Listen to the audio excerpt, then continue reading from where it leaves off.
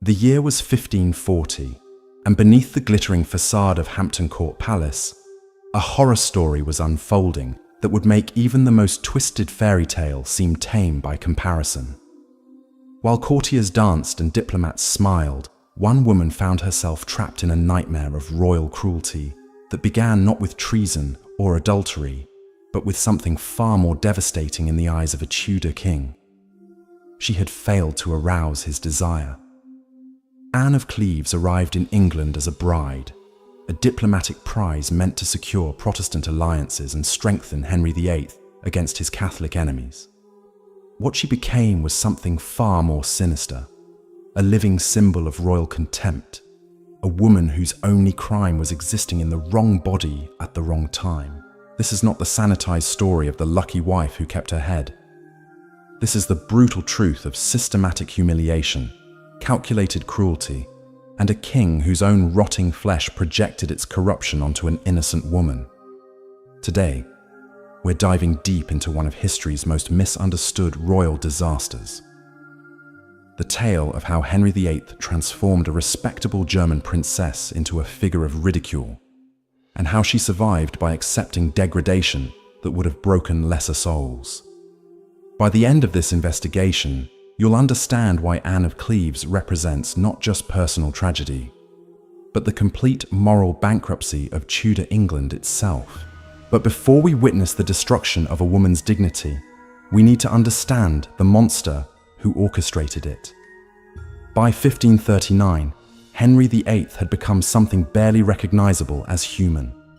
The athletic young king who had once dazzled European courts was now a walking corpse, his massive frame supported by mechanical aids, his legs weeping pus and blood through silk stockings.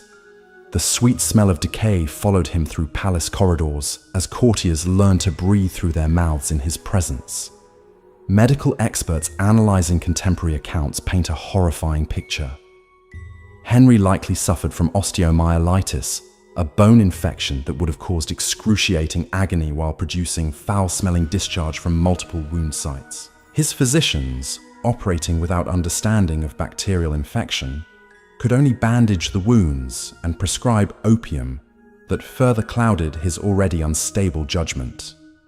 The combination of physical torment and narcotic medication created a ruler who was both dangerous and completely unpredictable. The king's medical condition affected far more than just his mobility. The chronic infection likely disrupted his hormones and circulation in ways that made intimate relations difficult or impossible. Yet Henry's massive ego prevented any acknowledgement of these medical realities. Instead, he blamed his wives for his own physical limitations, creating elaborate psychological defenses that transformed medical symptoms into moral judgments about feminine adequacy. This was the diseased tyrant who would soon pass judgment on Anne of Cleves, projecting his own bodily corruption onto a woman whose only failing was her inability to restore his shattered masculinity through sheer force of attraction. Meanwhile, across the Channel in the German Duchy of Cleves, a 24-year-old woman was preparing for the role of her lifetime. Anne had been raised in the disciplined court of her brother, Duke Wilhelm, educated in languages, music, and the diplomatic graces expected of noble wives. She understood duty above personal feelings, a trait that would prove both her salvation and her curse in the treacherous world of Tudor politics. The political necessity driving this marriage cannot be overstated. England stood isolated in Europe, threatened by the Catholic alliance between France and the Holy Roman Empire.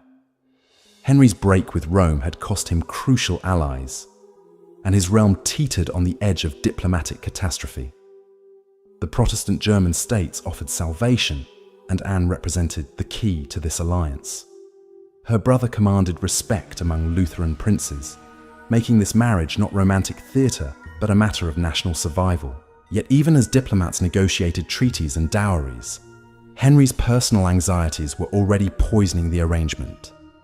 The once confident king now struggled with deep insecurities about his physical decline. He demanded constant validation of his desirability while simultaneously becoming less capable of the intimate performance that might justify such validation. The stage was set for disaster before Anne ever set foot on English soil. The first crack in this doomed union came through art itself. Hans Holbein's portrait of Anne sealed her fate before they ever met.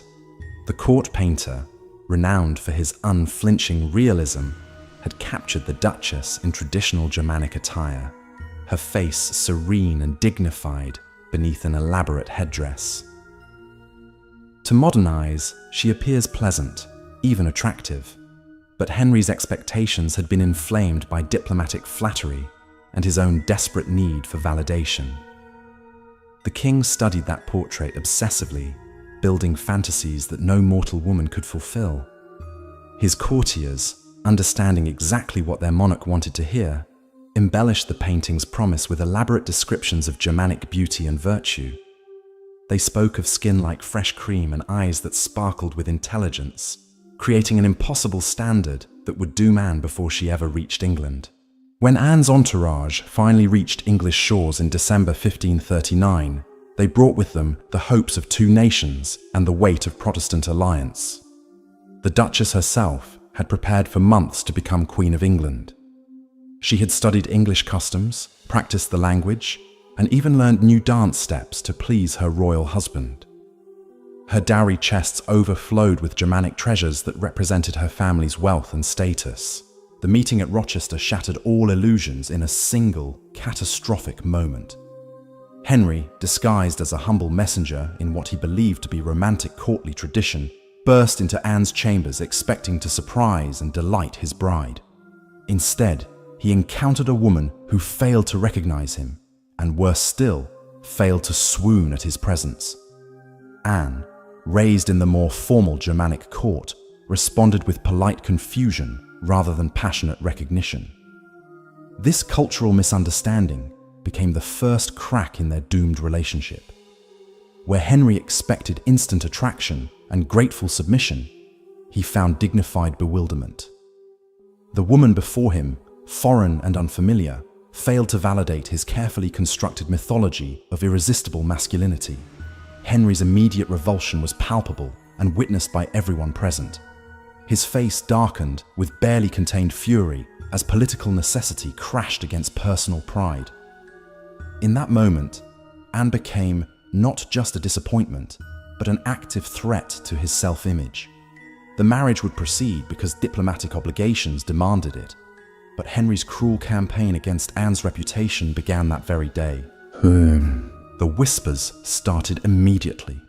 Courtiers who had praised the coming union now murmured about the bride's foreign ways, her unfamiliarity with English customs, her failure to meet their sovereign's refined expectations. These weren't spontaneous reactions, but calculated acts of political theatre designed to provide Henry with justification for his own inadequacies. The wedding ceremony on January 6, 1540, unfolded like a funeral masquerading as a celebration. Henry stood resplendent in cloth of gold despite his deteriorating health, while Anne wore magnificent robes that could not disguise the king's obvious disgust. Foreign diplomats strained to interpret the subtle signs of royal displeasure that rippled through Westminster Abbey's ancient stones. Anne herself maintained regal composure despite the humiliation brewing around her.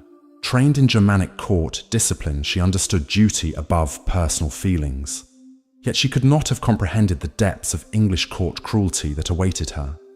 This was not a celebration of love or political alliance, but the public degradation of a woman who had committed no crime beyond failing to enchant a diseased tyrant. That night, the royal bedchamber became a theatre of shame that would define Anne's entire experience in England.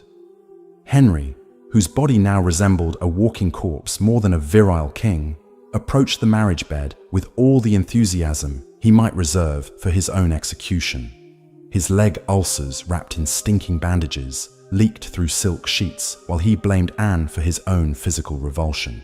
The consummate performer who had charmed courts across Europe found himself impotent before a woman whose only crime was existing in the wrong place at the wrong time.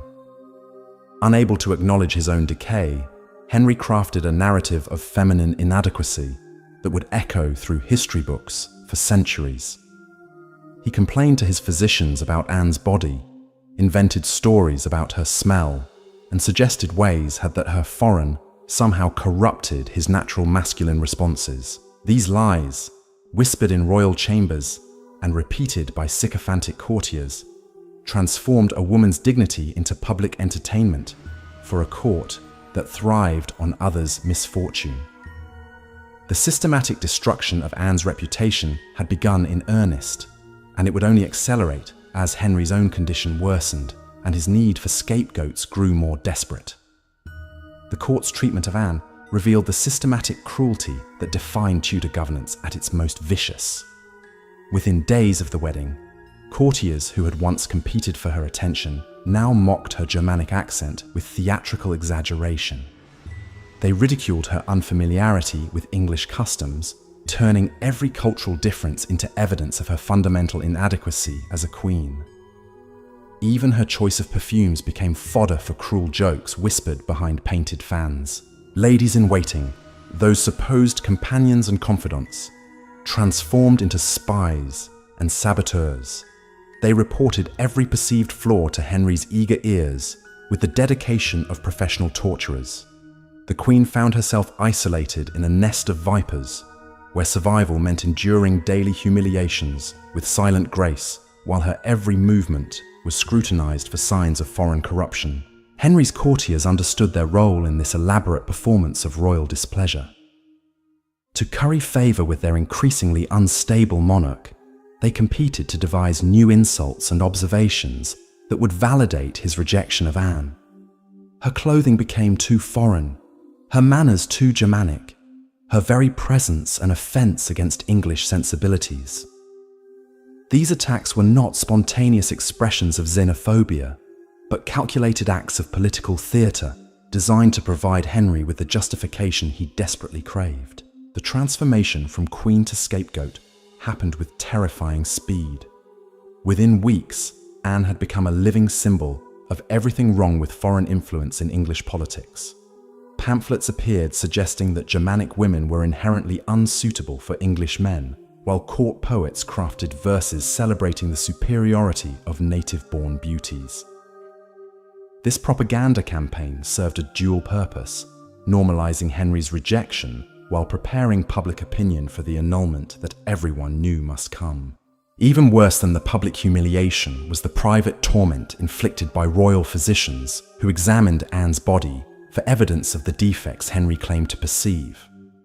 These intimate violations, conducted under the guise of medical necessity, represented the ultimate degradation of a woman who had entered England as an honoured guest and ally. The reports from these examinations, carefully crafted to support Henry's narrative, would be preserved in royal records as evidence of Anne's unsuitability. Henry's physicians, terrified of suggesting that royal health might be compromised, collaborated in blaming external factors for the king's obvious decline. They diagnosed Anne with imaginary conditions, suggesting that Germanic humours, or foreign dietary habits, had somehow corrupted the king's natural vitality. These medical opinions show how professional knowledge was subordinated to political necessity in Tudor England. The progression of Henry's illness can be tracked through diplomatic accounts that note his increasing isolation and erratic behaviour. By 1540, foreign ambassadors reported that audiences with the king required extensive preparation to mask the smell of his infected wounds. English courtiers developed elaborate protocols for maintaining respectful distance during royal interactions, all while Anne bore the blame for the sovereign's evident physical corruption. While Anne endured her public crucifixion, Henry had already turned his predatory attention toward Catherine Howard, a teenage girl whose youth and inexperience promised the validation his ego desperately required. Catherine, barely out of childhood and overwhelmed by royal attention, became the instrument of Anne's final humiliation. The king's pursuit of his fifth wife began even before his fourth marriage had been formally dissolved, Catherine Howard represented everything Anne was not. Young where Anne was mature, English where Anne was foreign, inexperienced where Anne was educated. Her very existence served as a rebuke to Anne's adequacy,